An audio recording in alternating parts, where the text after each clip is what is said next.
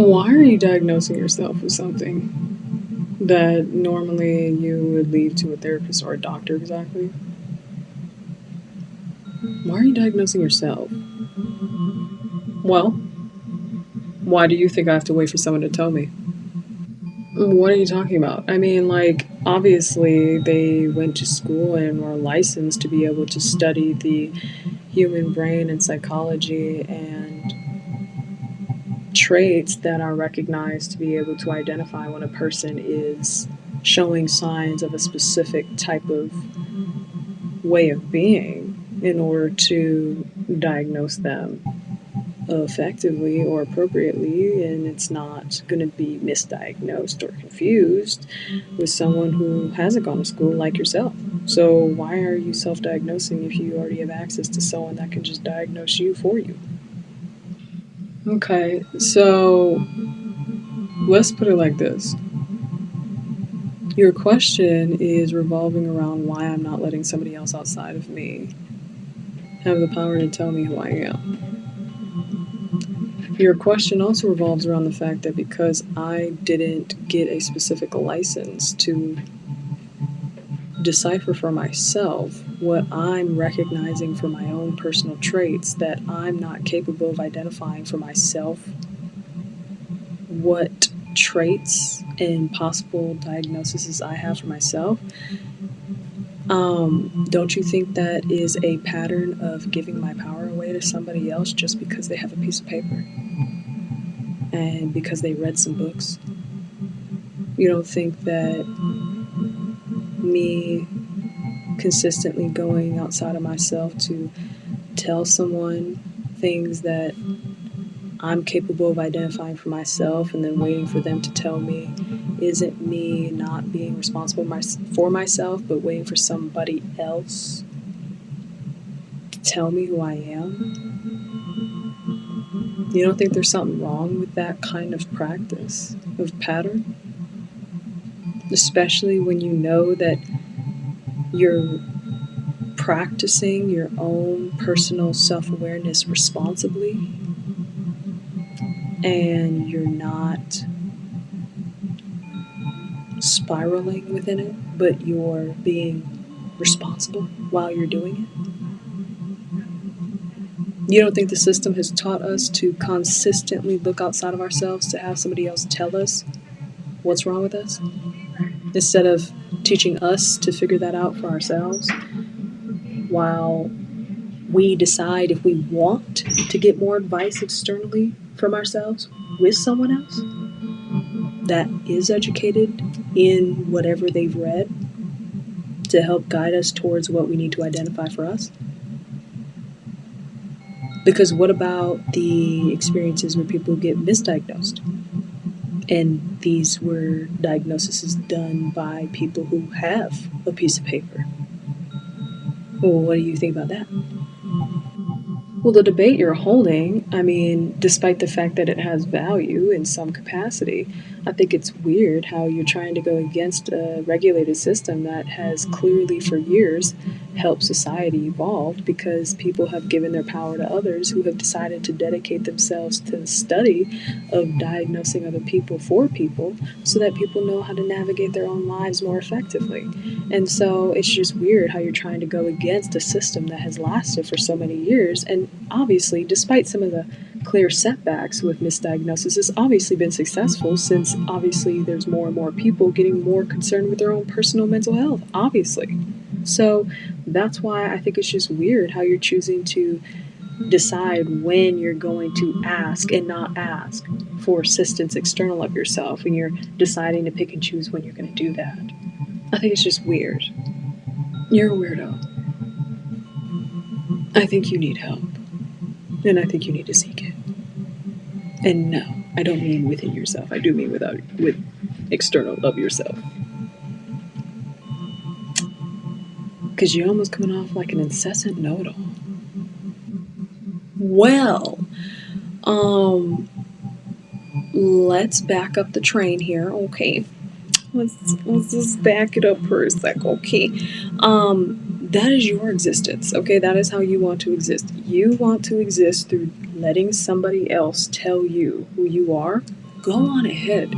Don't bring your opinionated mindset of how you want to stay in a system of letting someone else tell you who you are over here to me and tell me why I'm weird for choosing to decide to take initiative on practicing my self-awareness to a degree of identifying for myself what I am seeing I need to look at for myself. Because what did we do in the age when we didn't have doctors exactly? No one knows really what we did. Nobody. But guess what? People had no one but themselves to figure it out. They had to figure out how to heal themselves. They had to figure out how to diagnose themselves. And they needed to practice doing it responsibly. Because how else did we get to this point of evolution? There had to be a point where people had to practice teaching themselves what to identify they were going through. This came with trial and error, just as in today's society. The misdiagnosis is of trial and error, only they have paper and they did not. What's the difference? Oh, I know. The difference is a regulated system that's been so reinforced within the minds of people that they think it's weird when people are trying to show up for themselves differently to give them a sense of empowerment to teach themselves responsibly what to recognize about themselves, while they're also teaching themselves how to navigate what they're identifying outside the pharmaceutical industry, outside the system of what's medically and conveniently provided to people to only look to outside of themselves. Now, you'll know when you need to actually go to someone professionally. You will know this, but you will also have the opportunity to know when you are capable of identifying things for yourself too. And that's why the responsibility factor comes into play. And the self-awareness factor comes into play. You gotta identify the difference. Because there's things that are as simple as identifying an herbal supplement you want to take daily that helps with your stress levels versus you then have something as serious as, oh snap, I need emergency surgery. Let me go and see a medical provider. Or, oh snap, I don't know how to work on practicing cognitive behavioral therapy. Let me go and take time to talk to a professional about how to navigate these steps so that I can begin to teach this reinforcement for myself on my own. It's about empowerment, responsibility, and self-awareness all working cohesively together to know how to navigate waters like this. Now, if you don't know how to do that, then no. No, you shouldn't be self-diagnosing yourself if you're not practicing how to navigate these waters responsibly. But I know I am. So you can back off. Because your opinions aren't welcome. In fact, you're weird for trying to tell me that I'm weird for not conforming to something that I think is actually taking away my choice to work on myself in this way. You're weird for that, for trying to make me feel weird about doing that for me. You're a weird one, actually. You suck too for trying to make me feel insecure about it. You suck also in my eyes, but that's my opinion. Honestly.